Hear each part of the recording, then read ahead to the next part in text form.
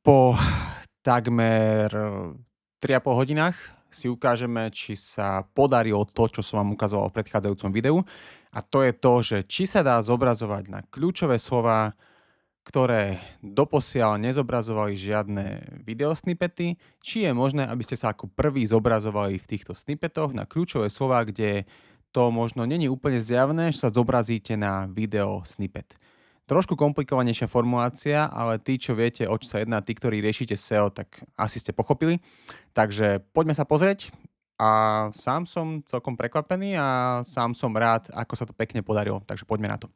Ahojte, moje meno je Milan Fraňo, som web editor a SEO špecialista v Academy a v dnešnom videu si ukážeme, ako dlho trvalo dostať sa na video snippet, alebo teda s útržkom videa alebo s videom do výsledkov vyhľadávania na kľúčové slovo, ktoré predtým nespúšťalo žiadne videá. A to je jedna vec. A druhá vec, čo som netušil, tak my sme nepomohli len sebe, ale už keď sa ten video snippet zobrazil, tak zobrazil ďalšie dve videá. To znamená, že tým počinom som nepomohol len sebe, ale aj ostatným videám a v rámci jednej referencie si ukážeme, ako ich aj potom vytlačiť odtiaľ, lebo keď dám napríklad SEO referencie, tak sa tu zobrazujeme, ale keď tie SEO referencie si pozriete na mobile, tak na tom mobile nebudeme iba s jedným videom, ale budeme s 3 videami, aspoň dúfam, že tak ešte bude. To znamená, že je to super, že po cca 3 hodinách to video tu máme, to je úplne že perfektné. A ešte si potom ukážeme ďalší videa, že ako vytlačiť tých ostatných. Každopádne poďme sa na to pozrieť.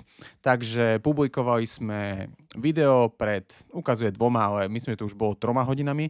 To znamená, natočilo sa 10:36, 2.12. A každú hodinu som si skontroloval, či sa zobrazujeme na mobile aj na desktope.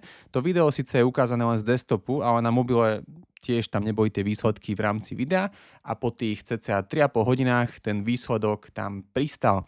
To znamená, že čo sa udialo? Udialo sa to, že pokiaľ niekto tvrdí, že nemá zmysel robiť YouTube SEO a nemá zmysel riešiť kľúčové slova, na ktoré nie je šanca zobraziť sa vo featured snippet, alebo teda v takom tom útržku videa, tak tí všetci sa môžete, ale nemusíte mýliť, lebo samozrejme it's depend, závisí prípad od prípadu, ale v tomto prípade sa to stalo a stalo sa to po 3,5 hodinách, to znamená, že po 3,5 hodinách sa úplne zmenil ten výsledok v SERPe, výsledok vyhľadávania a už sa tam na mobile nenachádzajú len textové výsledky vyhľadávania, len domény, ale už sa tam nachádza aj ten kvázi videopak alebo ten video snippet, takže za mňa má to zmysel riešiť video SEO alebo YouTube SEO a pokiaľ sa vám to páčilo, pokiaľ máte nejaké otázky, píšte, ale pokiaľ sa vám to páčilo, dajte like, dajte odber a teším sa na vás pri ďalšom videu.